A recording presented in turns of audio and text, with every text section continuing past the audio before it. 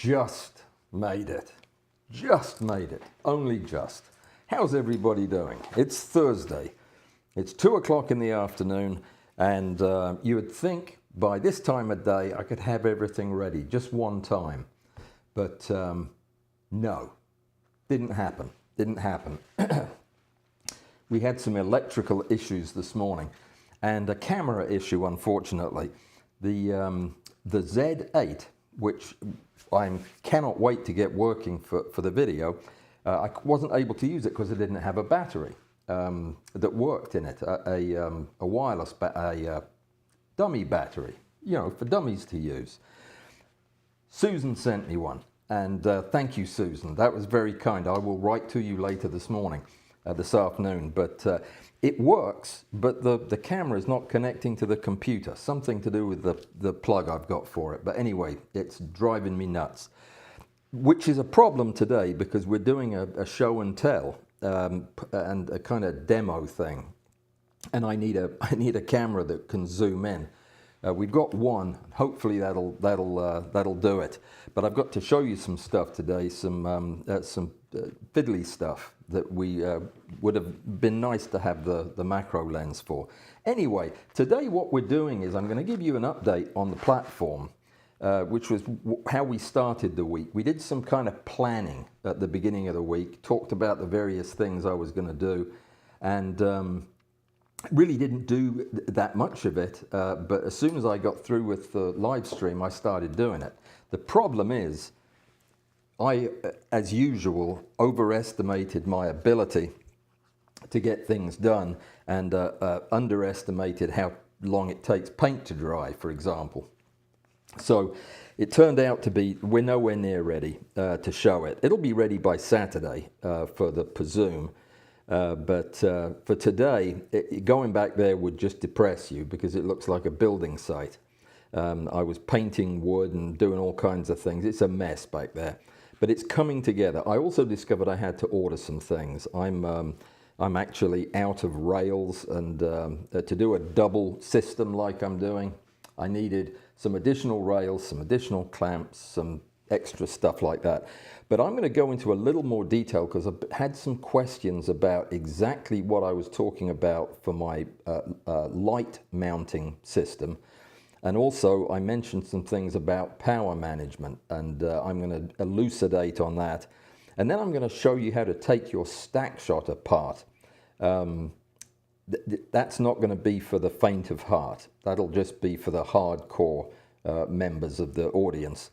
But I decided that I wanted to upgrade my stack shot, and I'll show you what I did. And it's actually very cool, and it works. So we'll be looking at that in just a minute. But first, let me check in and see who's here and what I'm supposed to be paying attention to today. Alistar's here. Thank you for being here, Alistar. I'm sorry I couldn't get to you sooner. I just turned the thing on a moment ago. Oh dear. So, all right. Well, I think that was, oh no, that was Walter said he wasn't going to be able to make it. Bud wasn't going to make it. Bud's actually a topic of conversation today because I was going to announce the fact that we have a presume coming up.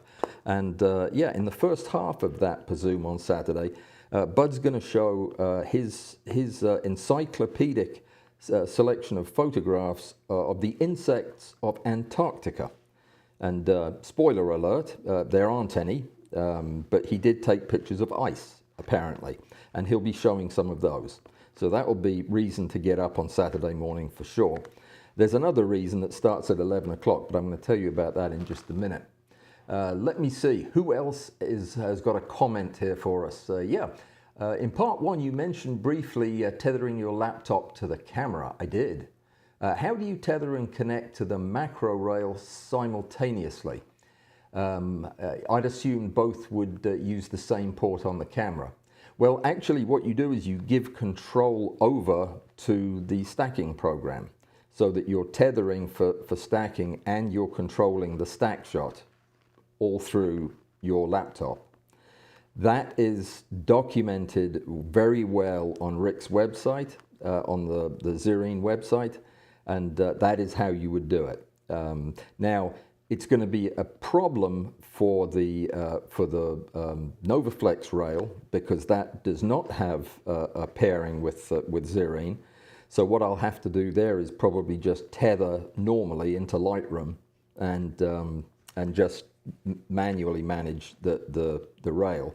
As far as the yeah, I mean, you don't have to trigger the shutter. You just have to trigger the shutter from the controller, and that will record it in you know, on your laptop when you tether. You don't have to trigger from the laptop unless you're running and setting up the stack from the laptop, but which you can do with Zerene. Hope that answers the question. We might get Rick to come on sometime and tell us about how that integration works. I'm looking forward to giving it a try. I've never used it. Stuart's here. Greetings, Stuart. I'm glad you're here. I had a question for you, and I can't remember what it was. Yeah, I'll think of it. I'll think of it. It had something to do with spiders. Let me see. Regarding today's build, doesn't putting two moving platforms on the same work surface double the potential for vibration issues? Yes, it does, and I wasn't clear about that. The reason that I'm putting two workstations on the same platform is so that I can be ready to use either at a moment's notice. It's not so that I can use both of them together. That's never been the intention. And if in fact it turns out that that does become a prominent part of my workflow, I have built these platforms so that they're actually only connected with a couple of bolts. So I can separate them and move one to another part of the room. But I very seldom am stacking simultaneously. Oftentimes I'll stagger. I'll use two platforms. I'll shoot on one while I'm prepping on the other, and then when I switch and just go from platform to platform. But it would be rare that I'd need them both at the same time. And no, I would never plan on shooting at the same time. If I was, it would be low magnification, quick and dirty stacks for whatever. It wouldn't be high magnification stuff, and I wouldn't use flash. I mean, it would be continuous light. So yeah, there'd be some circumstances I could, but that's not the plan. Good point, though. Good point. It's really so that I can have some overlap in my equipment is the main reason. You'll see when I finally get it finished that by having a single backdrop rail, for example, that spans both, I can move backdrops back and forth in an instant. Like work lights, I can have a work light that illuminates both platforms so that I can you know, not have to duplicate equipment. The laptop, the main impetus for doing this was to put my laptop, my tethering laptop, in between the two platforms. So whichever platform I was working on, I'd be at my workstation. I'm even going to put a stool there in the middle so that I can work from there. Even the lights, the light pylons that I'm using will be, the middle set can be shared with either platform. I wouldn't probably do that. I'll probably use independent ones, but that's a possibility. And the last thing is the power management, which is always a problem for me. I end up with a stand that's, I love to use old-fashioned American bedside tables, because they're made, I don't know why they're made like bomb bunkers, but they're just solid wood and heavy.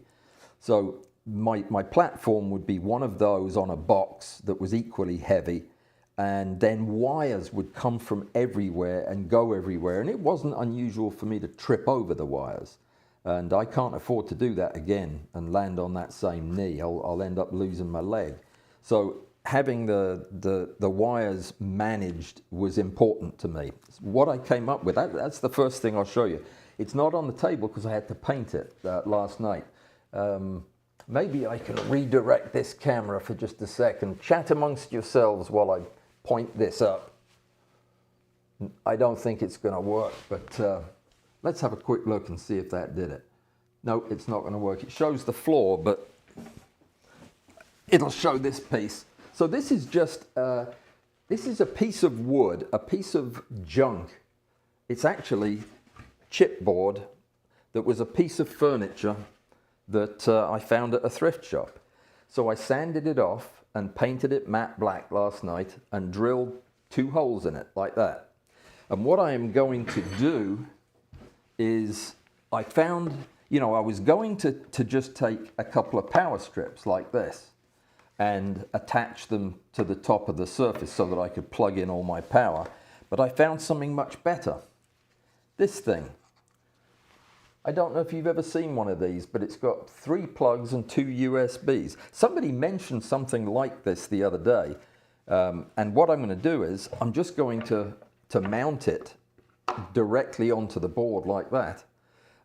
Double-sided tape it down and then plug it in from behind. And that'll run over to the plug. And I'll have all my power right there next to my rails, which I think is pretty nifty, actually.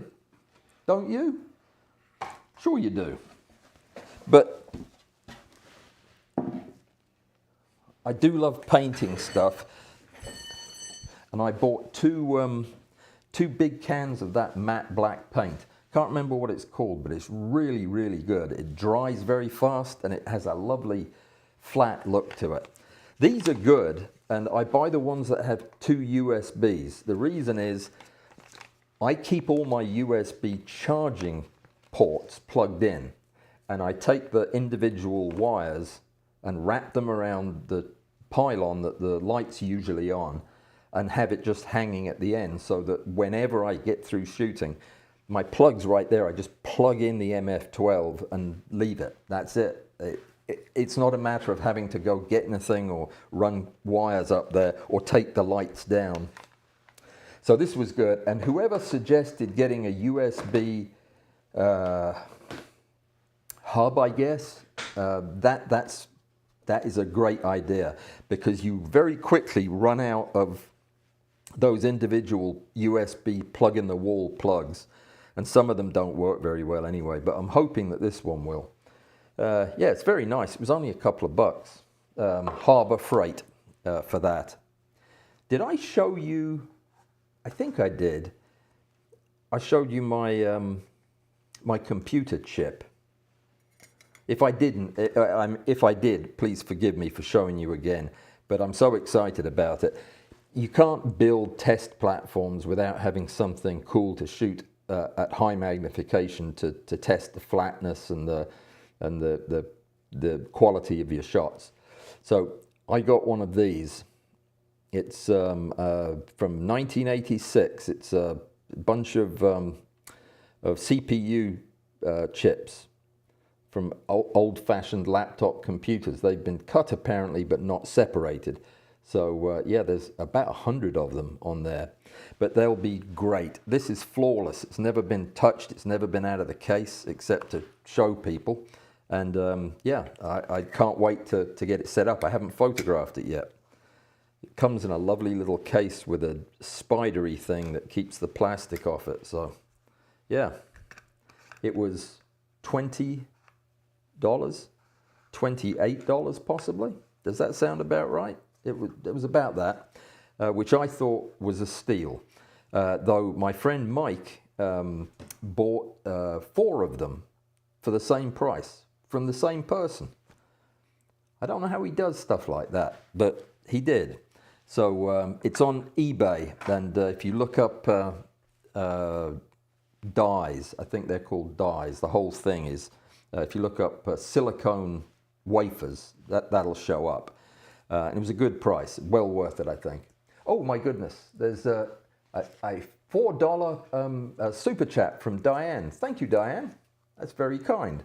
You get a question with that, if you have one. Emily has a question. What is your preferred continuous light? Good question, Emily. Flash is my...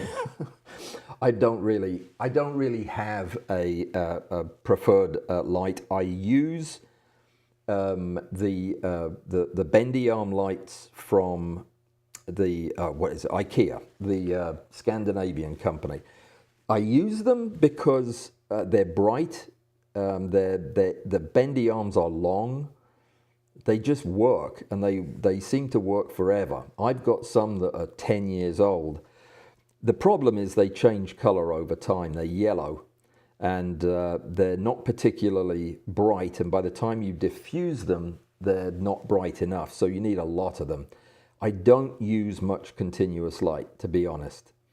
I think the advantages of flash are too clear-cut for me, and I'm used to shooting flash. I know how to gauge it so much better than continuous. But having said that, if I was to use continuous light, and I had a reliable power source like a USB power bank that could provide additional power, I love Small Rig's little light panel. I have a couple of these, and these are bright enough. These are way bright enough for for any kind of macro, and they're very white. I think they're very full spectrum. For a small panel, they're a bit expensive. I can't remember exactly how much, but they've got RGB WW video light on the back, so it's the WW, the two white chips on the board. And yeah, it's very nice. It's the RM75 by Small Rig. It's bigger than most. You'll see people using the small Lume cubes. I hate the Lume cube. I've got one. I don't think it turns on anymore. Yeah, that one's too bright. Single source spot bright. It's hard to diffuse. This is easy to diffuse. It even comes with a plastic cup, a rubbery plastic silicone thing that straps on the front, and it softens it a good bit, and then you'll put a layer of diffusion in front of that. There's one other light that I use. I can't remember what it is though. You're safe with those. I don't use big panels. They just get in the way. I don't use ring lights. They get in the way. So there'd be my two. The IKEA Jansjo. Ask Rick, he knows how to pronounce it. And these, the Small Rig RM75s. They're my two favorite in the budget range. Let me see. David Green, after what? Oh no, we've already answered that one. Oh, hang on. After watching part 1 yesterday, I disassembled my StackShot controller by removing the 4 corner screws at each end. Right. Well, you just ruined my whole thing. That was my thing. I'm going to do it now then. David is right. Here's the deal. I love my NovaFlex. The mounting of this is a dream, because I can put a 1/4-20 bolt, you know, a 1/4-20, the standard photography sized bolt. Here's one. They look like that. I can put something like that on a bendy arm or a clamp, and this will screw directly into it, and I can mount it up off the surface so that it's out of the way of all my stuff, and I can have it at eye level, and I can work on it. It's wonderful. I love that. But on a double rail platform, I'm also going to have a StackShot controller. And a StackShot controller, you can get a bracket for it that will hold it, I think. I've seen those. In fact, my Insects in Flight stand has a bracket for it. But I wanted something that would be more like a bendy arm or an articulating arm, a bit more convenient. So what I did was as follows. I'll show you. You've heard of the Hawk lock something or other. Yes, you probably have. Here's one. It's the Hawk lock from Small Rig. This is on a Small Rig clamp too. These things are the best because these little doodads, they're officially called doodads, simply go into that little receptacle and then they clip in place and they won't come off. They're really, really tightly locked in there. So they're quick mount systems for things. And I thought it would be great if I could have that. But there's no way I'm screwing a bolt like that into the back of my StackShot. So I needed to find out what was going on in there. And I want to show you very quickly what you need to do not do this if your stack shot is under warranty or if you're bad at stuff like this, because you could mess it up and they will have no sympathy on you. All you need to do it basically is a screwdriver and a pair of pliers. I've lost my screwdriver, there it is. Just a Phillips head screwdriver is really all you need. And I'm going to try to reposition this a little bit so that you can actually see what I'm doing. Unfortunately, the zoom part doesn't work, so I can't zoom in any closer, but I guess I can hold it up. There are 4 screws, 1 in each corner. They're little black screws, 1 in each corner of the faceplate, 1 in each corner on the back. What you need to do is remove all 8 of those with a regular Phillips head screwdriver, like this. They come out fairly easily. They're just screwed into the edges of the aluminum box. And yeah, nothing special about this. Take all 4 of them out and put them somewhere safe. These will get sucked up into your vacuum if you put them somewhere unsafe. Oh, I just dropped one. That's a good start. There it is. Do the same on the other side. Bang, bang, bang, bang. I've already taken them out. Save a bit of time. There are 3 other things you need to remove from the business side. There is this hex nut, which a pair of pliers will loosen. It's not on tight. You can just twist it a little bit to the counterclockwise and that nut will come right off. Looks kind of like that. Then you've got a plastic one of the same that's right over the 4-pin connector. Unscrew that. That really comes off with fingers, basically. Then there's another screw right next to the RCA plug. That has to come off too. Now, the only tricky part of this is getting this plate off without damaging the stuff underneath. To do it, you have to do the following. You wiggle the plate until it pops off the power plug and the RCA. And then if you turn it about that far, it'll release the 4-pin connector and it'll come right off. If you try to pull it straight up, this doesn't come off. It stays kind of screwed in there. Turning it about that far and lifting it will do it. You'll find there are 3 strips of copper foil that are touching the plugs where the screws go in. Loosen those up with your fingers. All you're trying to do is disconnect them from the plug. You're going to be putting them back when you're done. This is, tell you what, come to think of it, you actually don't have to do that. Now as I think about it, I went to all the trouble to do that. Oh yes, you do need to do it. From the corner ones anyway, you do. Because what you're going to do now is take off the back plate like so. Don't touch anything inside here, okay? Anything that looks electronic, just leave it alone. And don't have this plugged in when you're doing it, obviously. Then just take your thumb and ever so gently slide the entire guts of the thing halfway across, like that. Then take a drill and put a hole right through there. I used a 1/4-inch drill that on the drill press, but you could do it by hand easily. And any way you want to mount the thing, drill a hole. Then you take your nubbin. Here's the nubbin again, in case you forgot from 2 minutes ago what it looked like. And what I had to do was take a screw that was the 1/4-inch, 1/4-20 screw that I needed, but it was too long. So I had to cut it off and then check it to make sure there's a lot of clearance underneath the back panel. You can see there's a big gap under there. So what I did was made sure that the screw all the way through would not touch the back circuit board, and it doesn't. It does by itself, but not with the nubbin on it.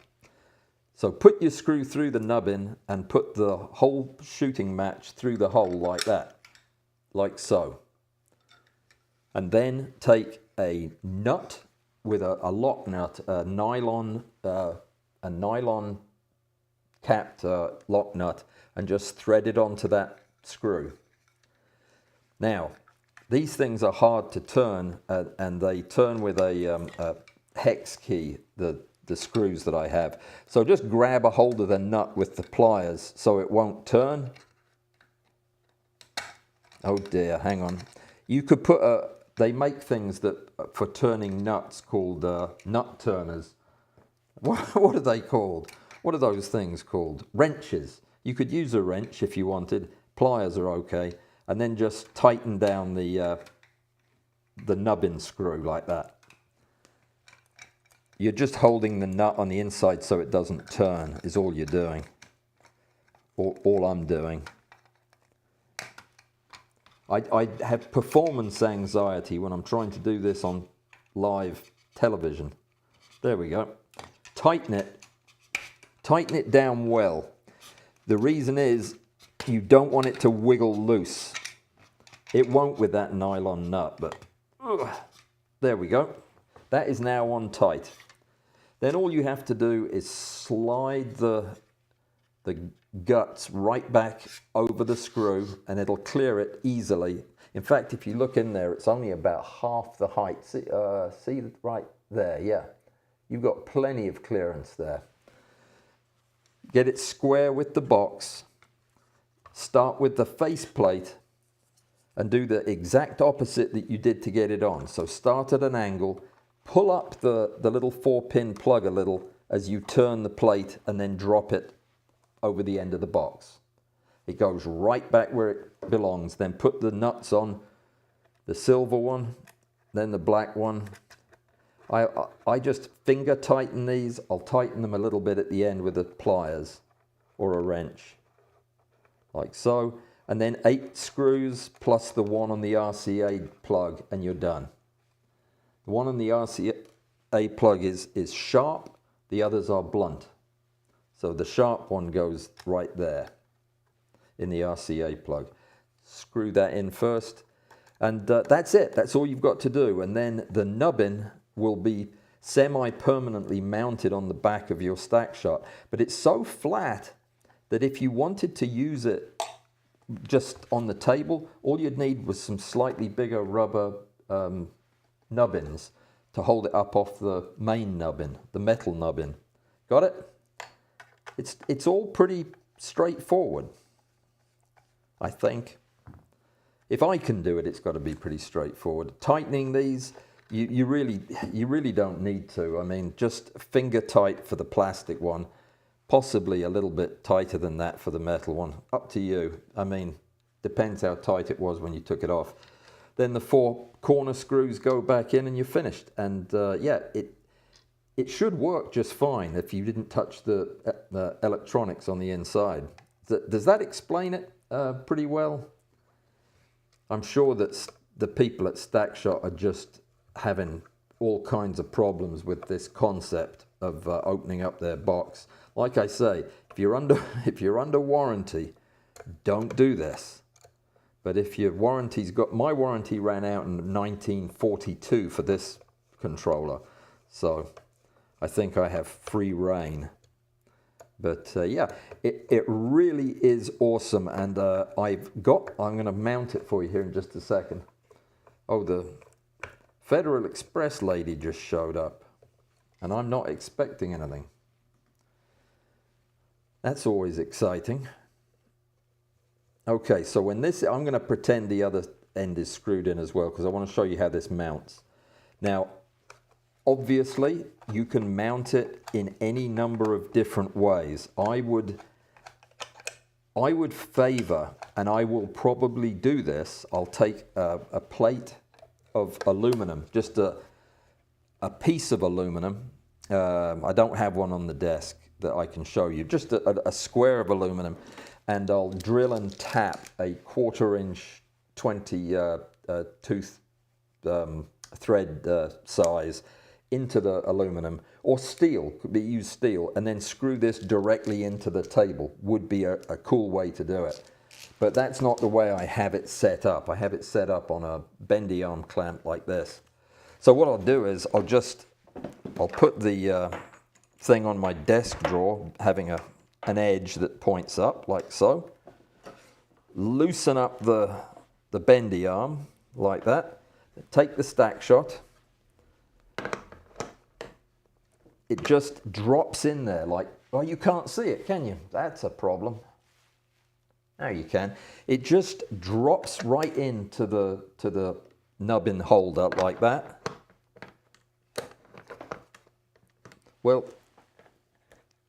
you've got to have it lined up with the grooves. There we go. And then when it's in there like so, you can position it wherever you want, and it will, with one twist of the arm, it'll lock there and hold steady. Really very nice. Gets it up off the table. Piece of cake to do. It really doesn't take any longer to do than I just did right then. I mean, it's I'm going to put these screws in, otherwise I'll lose them.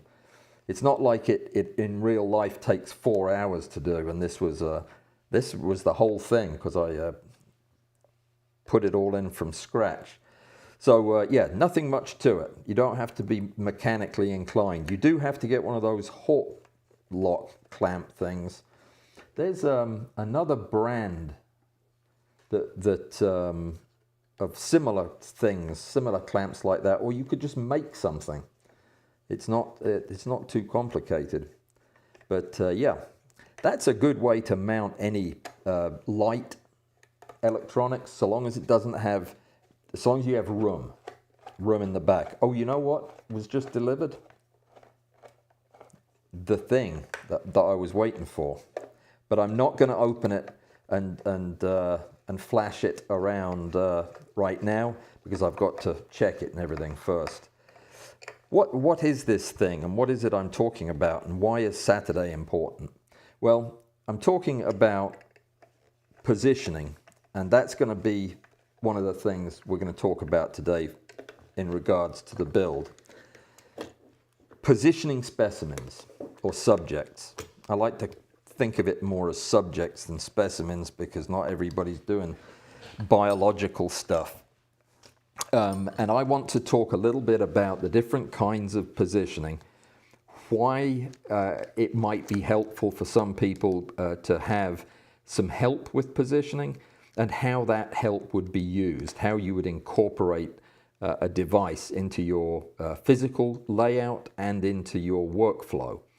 But we'll talk about that in some detail in just a second, after I tell you about one last thing that I wanted to get covered because I've been asked about it. There was some concern about my recommendation, and I'm going to need another tool here. I made a recommendation regarding the best way to mount lights. And you're going to excuse me for 1 second. I just need to get my pliers from there.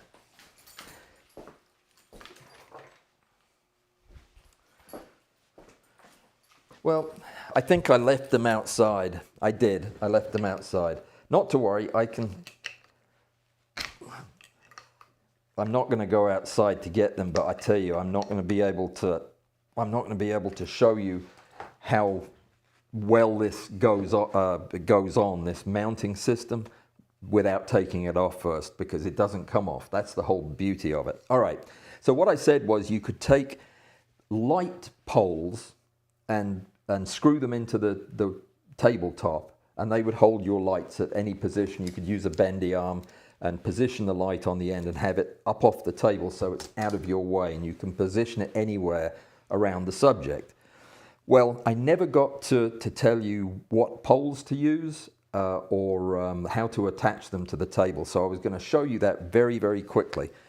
And it would be much more impressive if I could show you the actual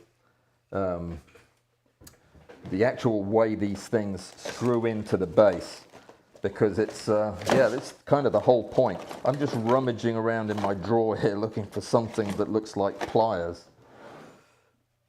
Yeah, it's not going to happen, I don't think. Anyway, here's the deal. If you just screw a metal pole or rod or tube even into a wooden surface, it is going to eat into the wood. It's just going to tear it up and then the thing won't hold. The weight of the pole will pull it over. You need some kind of a very sturdy, heavy base. Now, I have used all kinds of different hardware to mount tubes like this into the wood, and most of them are small like this. They're called reducer bushings, and they're fine, but they only last so long, a few months before they start to wiggle. Last year I experimented with these bad boys. This is one. It's also a reducer bushing, but it's for high pressure systems. These things cost, I just bought 10 of them on Amazon for $6. So these things are heavy and they're big. The outside diameter of the big screw is 1/2 inch. The outside diameter of the pipe that fits in there is 1/8 inch. Well, it's 1/8 pipe, but it's about 1/3 of an inch, the actual inside diameter. The point is this, that those are two very common sizes, and with only a couple of tools, you can mount these permanently anywhere you want, and they'll stay vertical. Now, the pipes, or the tubes, the poles, you can buy 10 millimeter lengths of aluminum rod. I just bought 6 of those on Amazon for 500 millimeter, so good long poles, this diameter, for $13, $14. The reason I like aluminum is it's a bit grippier than steel, and it's easier to cut the threads in. The tools you're going to need are very simple. A pipe, this is a pipe tap for tapping holes in pipe. It's tapered. It's not a straight thread. It actually gets narrower towards the end. That's important because that allows this thing to grip. I take a piece of wood that I have drilled a hole in. Oh, got the wrong camera on. Let's actually switch cameras.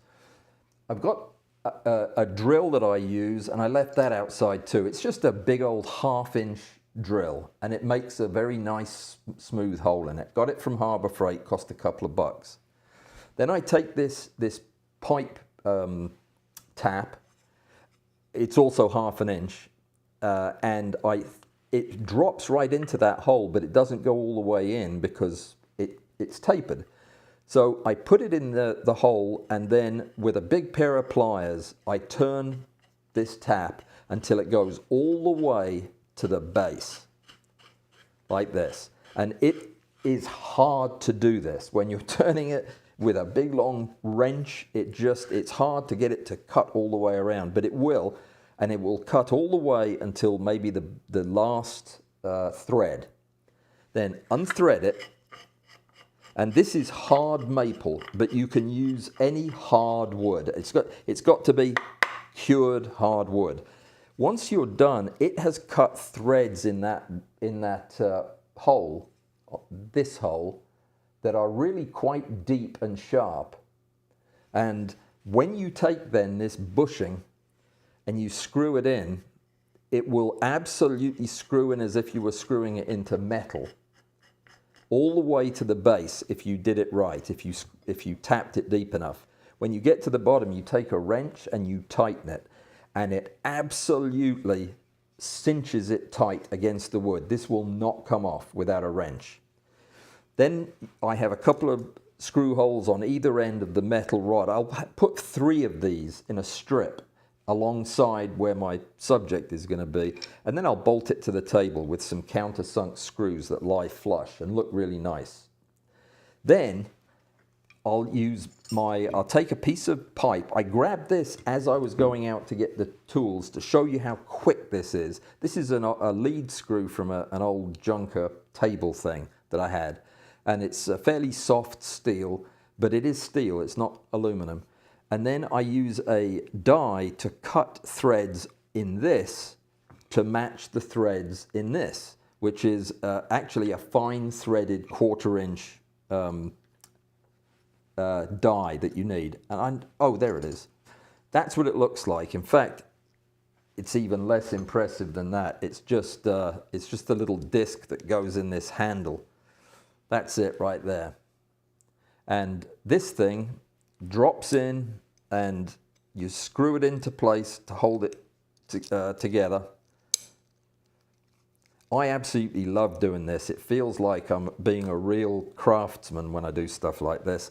You put this in a vise and then take your doodad, keep it very flat and straight, and as you start to turn it, this also is difficult to turn. It's cutting the metal as you go. You'll crank it around and you'll go a few turns and then back it off a bit and then do it again until it goes all the way to the bottom of however deep you want the threads to be.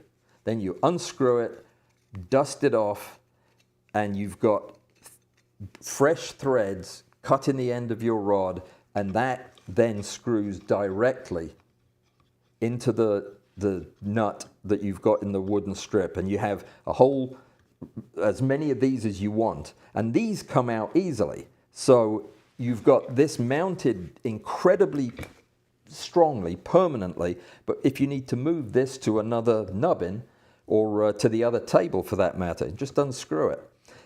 There are good poles to use and not good. The aluminum bought ones are probably the best, but they're expensive compared to the free ones that I pull out of old printers. These ones are particularly good. They've got little rollers on them for use in printers to move the paper. These are great for holding on to your clamp, for your bendy arm. They hold it better than just the smooth rod. And cut a thread in that, and Bob's your uncle. You've got another option right there. Let me see. These are good. Hand rails, hand towel rails, where you cut off one of the bits at the end and use the other one as a thing to hold your diffusion material. This has one of my older, smaller bushings on it. These are the ones I don't like because they eventually wiggle free. The big ones don't. And that's about it. My least favorite rods to use are just smooth steel ones, but your average printer has about 4 of these, and they are nice. They're chrome coated, and you can rough the surface up a little bit to make the bendy arms hold a bit better. The thread cuts just as easily as it does on the other metals, and again, just screws right into your receptacle and you're good to go.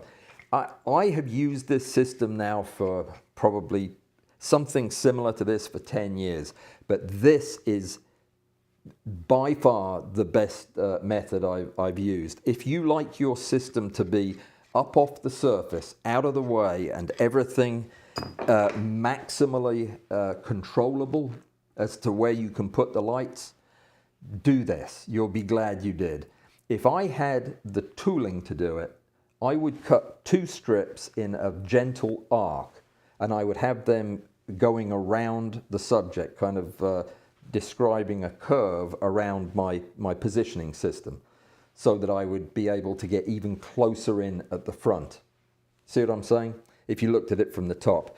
But I don't have anything that cuts curves very well, so yeah, I have to go with straight lines.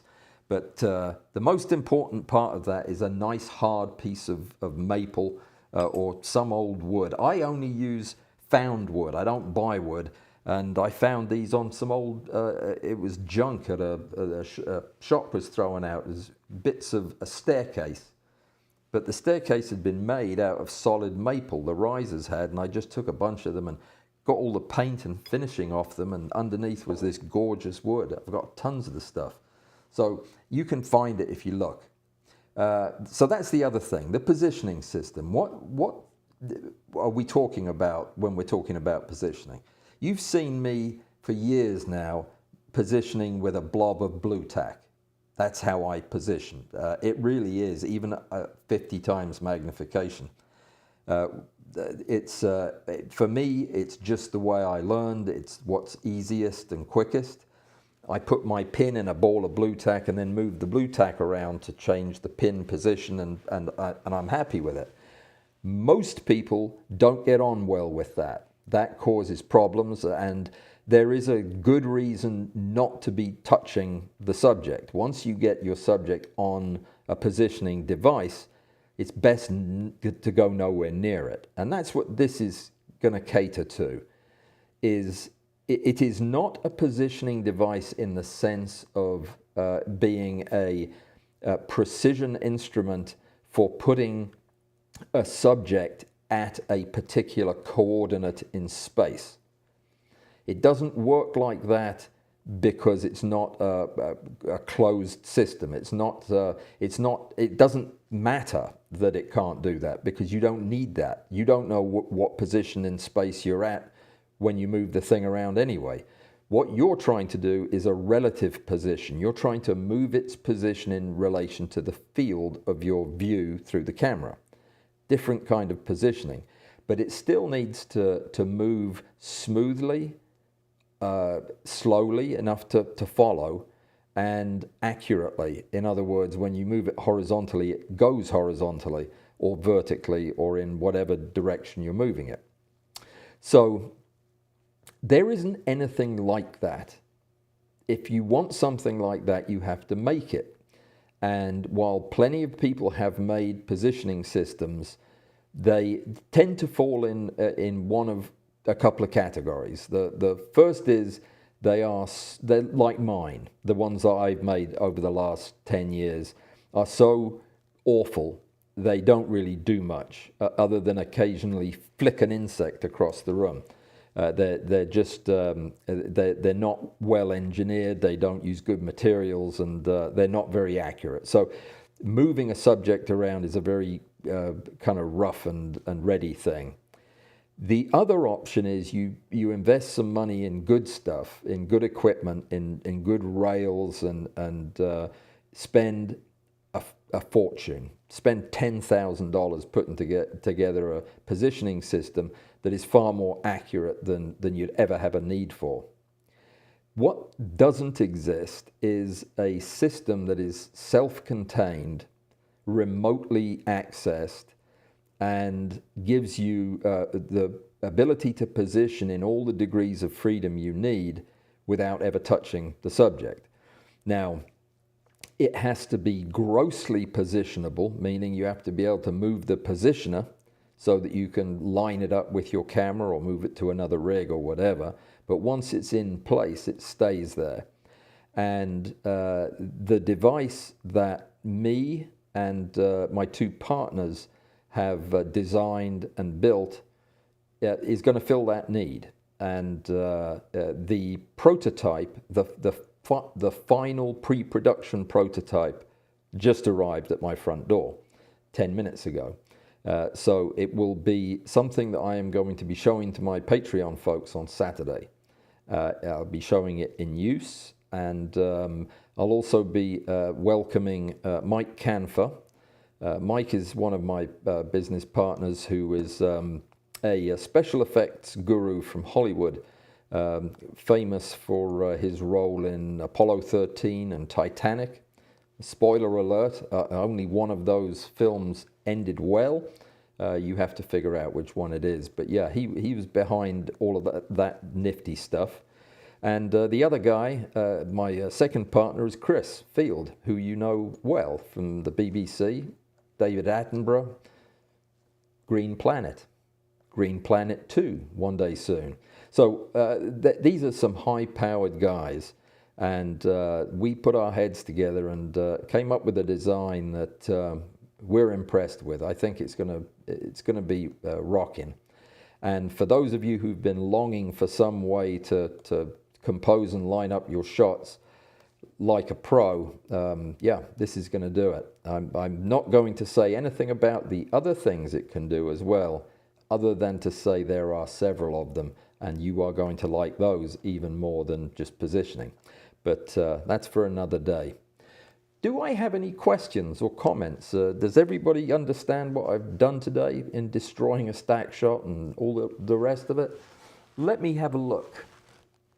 Larry, the Z8 has two USB-C ports. One is for data, one is for power. You shouldn't need a dummy battery. Oh. Well, it doesn't, okay. Susan, I'll send the battery back because I don't need one, apparently, Larry says. I'll try that. I honestly did not know. I thought that the USB was 5 volts and the camera takes 8. I thought it needed the dummy battery. I might be wrong on that. Oh dear. Let me see. USB-C adapter sports 15 watts should work. Okay, well, I'll look for one. I will, and I'll check that out. Diane, what macro lens or bellows is best for extreme close-up for a Nikon D500? You have an 85mm prime. Actually, you know what? It depends. When you say extreme close-up, the magnification is important here. If you are talking in the range of, say, twice life size up to 5 times, either an EL Nikkor enlarger lens, I'd probably pick one of 50mm, the f2.8N would be the best. If you want something that is more like a camera lens, probably the Laowa 25mm f2.8 2.5 to 5 times ultra macro lens is a great choice. You can, of course, take a regular 50mm lens like the Nikon, the Nikkor, what is it, 50mm f1.8D, and reverse that on a reversing ring and some extension tubes, and you'll get something very similar to the EL Nikkor. The EL Nikkor will cost you $30 if you can find one. Make sure you get the N. The 50mm f1.8 brand new will cost you $100. The reversing ring will be another $20, and some extension tubes another $20. And the Laowa lens is a $400 lens, but I've seen it on sale for $350 most places. So they're the best options, I think, if you want to get into the higher magnification. If you want to go above 5x, you have no choice. You're going to have to go microscope objectives, and that question will take a lot longer to answer. But Mitsu Toyo is the only word you need to know. So I hope that helps. One of the reasons one wants a good multi-port USB power supply is protocol support. You need that 5 volts, 1 amp or 2 amp, or 9 volts, 2 amp. The ports on that outlet and USB thing are limited. Sure they are, yeah, but I'm limited in my resources. So, you know, when I pick the stuff that I do, it's to support the slow charging of my flashes and what have you. The key electronic stuff is on a separate circuit, the camera and but you know for charging, this is mainly just a charging bank.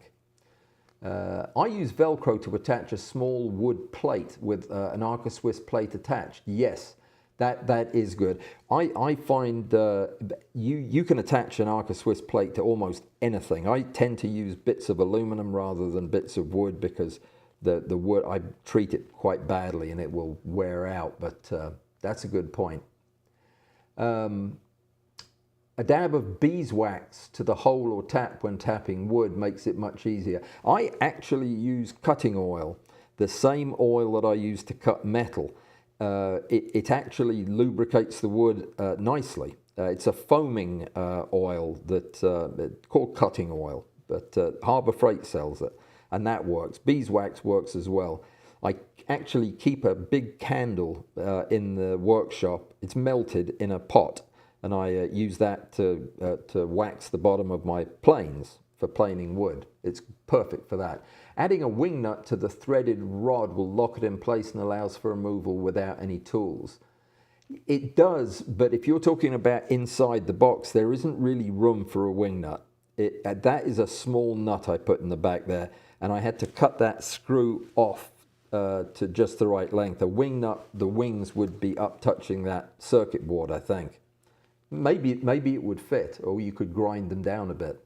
But a good point, a good point. Phil says, use a piece of heat shrink tubing on your steel rods. Oh, what a good idea. What a brilliant idea. Yes, that never occurred to me. In fact, I like these printer rods that have this rough surface on them. I don't know what they're for, but they come out of printers. They all have them in there. And this is good because it holds the clamp well. But heat shrink tubing, maybe roughing up the surface of the metal first with some sandpaper and then heat shrink, that's a great idea. Well done, Phil. I like that. You'll see that on these rods because I'm going to treat them all that way. What a good idea. Let's see if there's any other good ideas in here. Oh, Patrick showed up and super chatted. Thank you, Patrick. I just noticed that. Thank you so much. I appreciate it. Oh, it's been a big day for super chats, hasn't it? Patrick, I had a mention for you earlier on, but I think I might have skipped over it. That would sound like something I'd do. Oh, I know what it was. Yeah, let me very, very quickly. I've got 2 minutes left.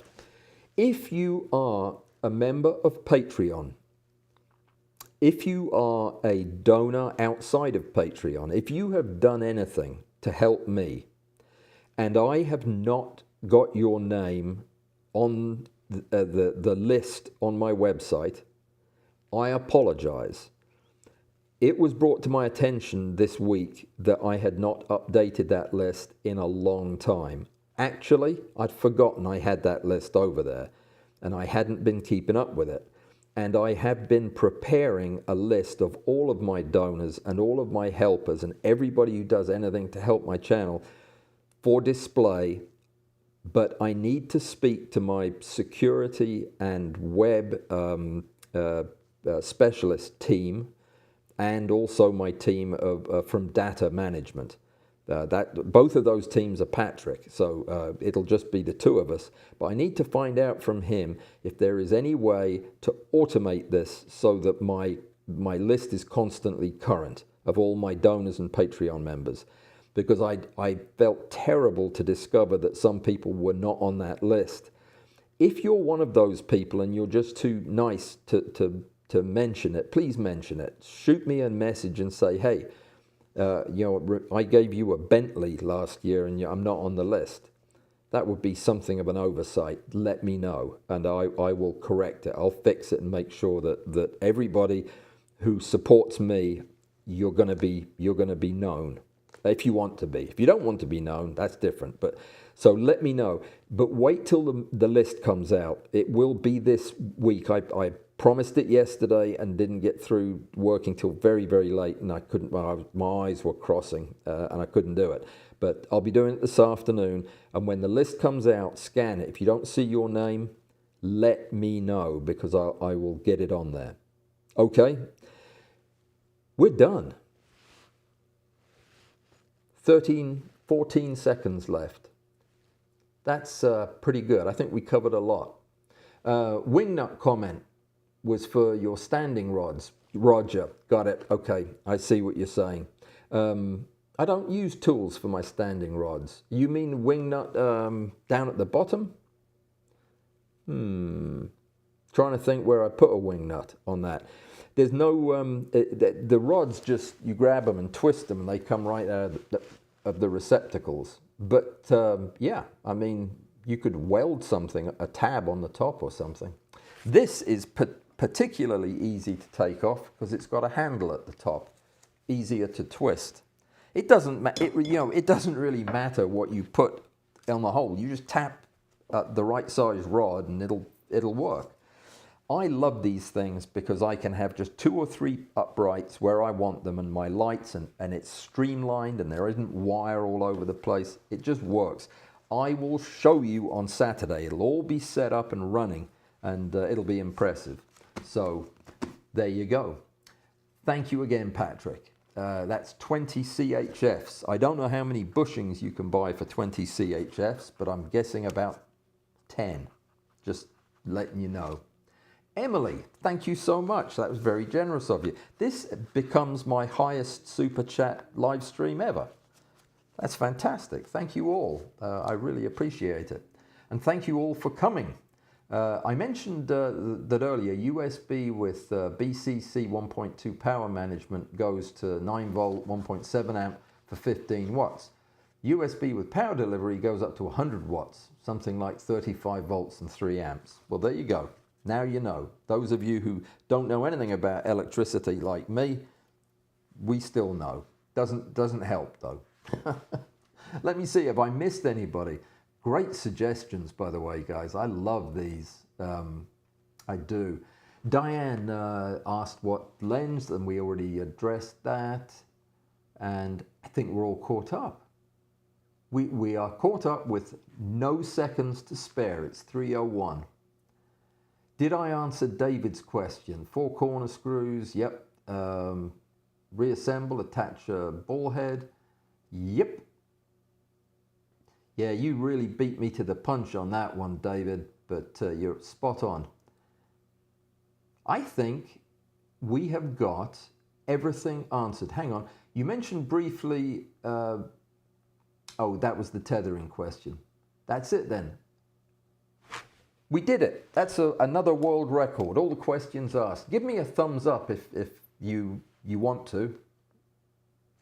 You don't have to, but if you do, that would be nice. And if you're a Patreoner, then come on Saturday. You'll want to be there because this is going to be some cool stuff we're showing. And if you're not a Patreoner, but you've always wanted to support somebody on Patreon, just been waiting for the perfect moment, it is now. And it is me. Do that so that I can hire somebody to help me and make more videos and do more live streams. Because, yeah, that would do it. All right, guys, have a great weekend. Stay safe and be well. And thank you for coming. Thank you for you super chatters, particularly. That's very kind of you. And I will see you on Saturday or on Tuesday or on Thursday or on one of those days that ends in Y next week. Adios. Oh, Alistar, thank you so much. And Bud, thank you so much. And Amy, thank you so much. And to my volunteers who answer my messages and then send them on to me, thank you. Thank you for your time and for doing that. See you next time.